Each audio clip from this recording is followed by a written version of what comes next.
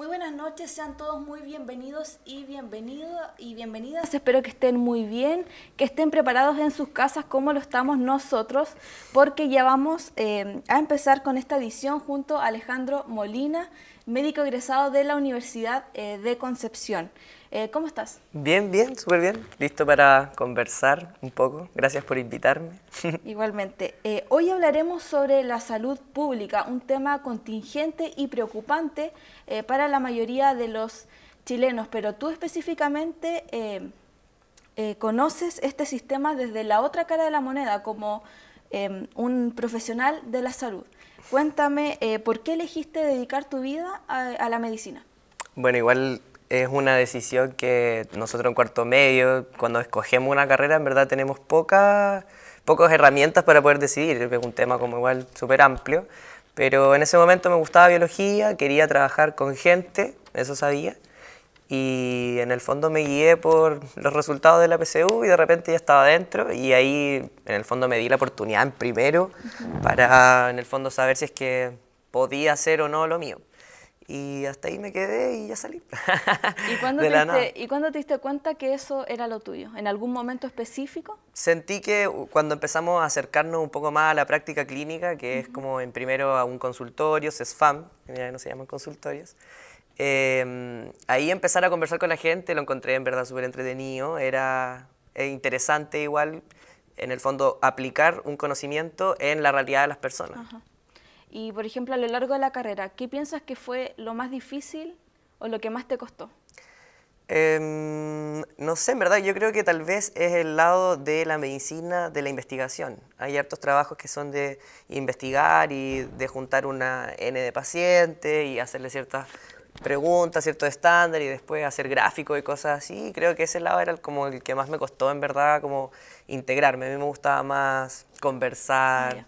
Estudiar igual me gustaba, no tanto, pero en la parte de investigar me costó, en verdad, agarrarle el ritmo. Ya. Bueno, tú realizaste tu internado por aproximadamente 2 años en la salud pública. Sí. Cuéntame un poco sobre eso. ¿Cómo fue la experiencia? No, bueno, en verdad igual esa era una de las opciones para escoger la Universidad de Concepción, que el campo clínico todos decían que era muy bueno, que en este caso tenemos en el centro del regional y en Talcahuano el Hospital Higuera, y en el fondo estos son dos hospitales muy grandes que reciben a muchas cantidades de pacientes, y claro, en ese sentido era una experiencia igual bastante trabajadora, había que hacer hartas cosas. Entonces, creo que sí, no la quiero decir cansadora, pero creo que sí fue que aproveché en el fondo de que hubiese tanta gente para aprender sobre hartas cosas que no se ven en todos los hospitales en otras partes, por ejemplo.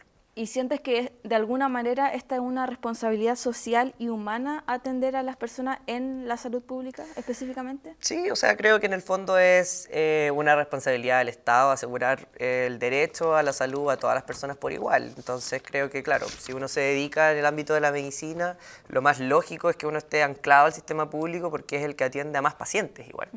Entonces, si consideramos que la mayoría de las patologías de la gente está en el sistema de salud público, lo más lógico es que igual uno se dedique a la salud pública como en sí, sea en APS, que es la atención primaria, o ya en una atención terciaria como especialista en un hospital grande, por ejemplo. Bueno, y ya que hablamos de la salud pública, ya ustedes pueden en sus casas también estar conscientes de que existen muchas falencias también. ¿Cuáles consideras tú que son como los principales problemas en la salud pública? Bueno, igual esta es una pregunta bien amplia, ya que en el fondo son problemas que la salud pública, a nivel de los salubristas, que es la especialidad de medicina que se especializa en salud pública, ya lo han pensado y están trabajando poco a poco. Ahora, lo que más vemos actualmente es, no quiero decir falta de recursos, pero sí creo que una mejor administración, ya que el acceso, por ejemplo, a la salud está en las comunidades, pero falta un poco de educación cívica de la mano para que la gente entienda cómo funciona el sistema, porque Claro. llega mucha gente a la atención primaria, que es donde se supone estamos el equipo de salud dispuesto a atender muy cerca de tu casa, dividido en sectores, y la gente no sabe que tiene esa oportunidad. O dice, no, porque tengo que hacer una fila que se muere 1 hora. Entonces, en el fondo, no es eso, sino que es una llamada telefónica, sino que es llegar a las 7:30 y escoger tal hora. Entonces, hay pequeñas cositas que tenemos que intentar nosotros llegar a la población. Entonces, Claro. ¿cómo podríamos llegar a la población? Finalmente es con educación. aparte de el Estado en el fondo que se tiene que, con campañas, publicitar la salud pública, porque si no la gente no la conoce. Y al no conocerla es cuando ocurren las cosas que en el fondo quedan los pacientes un poco cortados, porque dicen así como, no, se quejan, pero lamentablemente no se informan como deberíamos todos, en el fondo, informarnos sobre cómo preocuparnos por nosotros mismos, que igual es una responsabilidad de cada uno. Y tú dijiste que habían varios problemas. ¿Y crees que uno de ellos sea la falta de especialistas? Sí, o sea, es algo en lo que incluso se está incentivando desde el Ministerio de Salud. Claro. Están incentivando con campaña, hay especialidades que actualmente están en déficit, que son, por ejemplo, psiquiatría, medicina familiar, anestesia. Entonces esas especialidades tienen bonos en cuanto a económico y también tienen facilidades para sacar la especialidad. Entonces, sí es verdad que hay una falta de especialistas, pero al mismo tiempo en mi práctica, por ejemplo en el regional, yo veía que los polis estaban todos ocupados, estaban todos llenos de horas, haciendo sobrecupo. Entonces, claro, sí, puede que falten especialistas, pero ¿dónde los van a poner? ¿Dónde los van a meter? Todo eso es un trabajo igual bien macro y difícil de organizar. Pero sí, pues faltan especialistas y se sabe, está todo avanzando en el fondo hacia allá. Bueno, a menudo también escuchamos como crítica social de las personas que los médicos de ahora no son como los de antes. ¿Qué crees que pasa con la relación actualmente del médico y el paciente?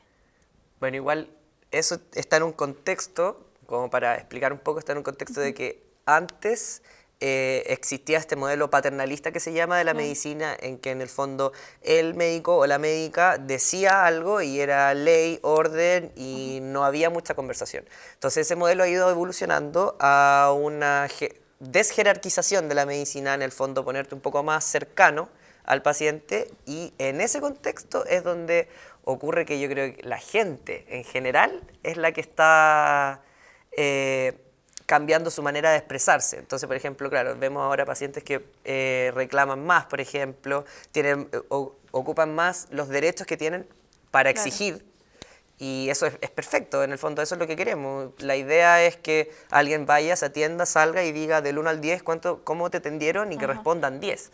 Entonces, lamentablemente vemos que hay gente, colegas en el rubro que no están en ese plano todavía de la conversación, de la calidad de la atención, de mirar a los ojos, y eso es algo que siempre se critica. De hecho, la gente en la calle te dice, ¡ay, mijito, usted me cayó tan bien, es muy bueno, ojalá no cambie! Ojalá no deje de saludar por el nombre, que son cosas absolutamente básicas, pero lamentablemente no se enseñan. No hay nadie enseñándote a cómo tratar a la gente, sino que eso se aprende en el camino, y eso, bueno, igual viene un poco de la casa. Igual. Y por lo mismo que estamos hablando como algo más de humano, de relación, ¿crees que la salud debe prevalecer en este mismo sentido como más humanitario que en algo más neoliberal, donde solamente, por ejemplo, importa ir a atenderse o como que no hay esa relación como más humana? ¿Crees que eso es más importante? Sí, o sea, de hecho igual se relaciona harto con un tema que me interesa, que se llama la medicina integrativa. Y en el fondo es que tenemos este lado occidental, para hacerlo bien resumido, el lado occidental en el fondo es dolor, me duele acá y yo te doy un fármaco y te deja de doler.